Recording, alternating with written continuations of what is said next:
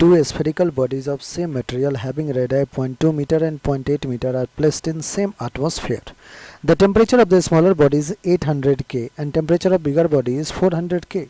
If the energy radiate from the smaller body is A, the energy radiated from the bigger body is, assume effect of the surrounding to be negligible. ध्यान समझिएगा बच्चों, problem को JEE ने 2025 में पूछ रखा है, ठीक है, जेई 2025 का प्रॉब्लम है। आप एक स्टीफन बोल्ट्जमैन लॉ पढ़ा होगा आपने ब्लैक बॉडी रेडिएशन में, ठीक है। एक स्टीफन बोल्ट्जमैन लॉ पढ़ा होगा जिसमें क्या था कि power P is equals to emissivity E sigma A T to the power 4। Spherical body है, सेम मटेरियल का है, इमिसिविटी और सिग्मा क्या होता है, स्टीफन कांस्टेंट, वो तो सेम ही रहेगा। तो और पावर क्या होता है, power is energy, total energy radiated per unit of time. Power क्या होता है, work done by time, that is energy by time. तो अगर एनर्जी कहा जाए तो आप सिंपली पावर इनटू टाइम करोगे, दोनों के लिए टाइम ऑफ कोर्स सेम है। तो energy E is equals to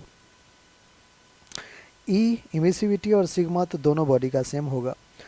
बच्चों ये एरिया अगर देखें तो एरिया स्फेरिकल है तो 4 पाई आर स्क्वायर हो जाएगा। 4 पाई आर कितना है, पहले का है 0.2 तो 0.2 का स्क्वायर, 4 पाई आर स्क्वायर हो गया एरिया। टी टेम्परेचर कितना है, तो temperature of smaller body is 800 के, तो 800 का power 4 divided by E dash के लेता हूँ मैं, ई डैश किसका, लार्जर का, ठीक है। Energy radiated from the bigger body का ई डैश एनर्जी ले लिया। रेडियस कितना है 0.8 तो इसका स्क्वायर 4 पाई आर स्क्वायर हो गया, एरिया का काम हो गया। टेम्परेचर कितना है बच्ची 400 का पावर 4।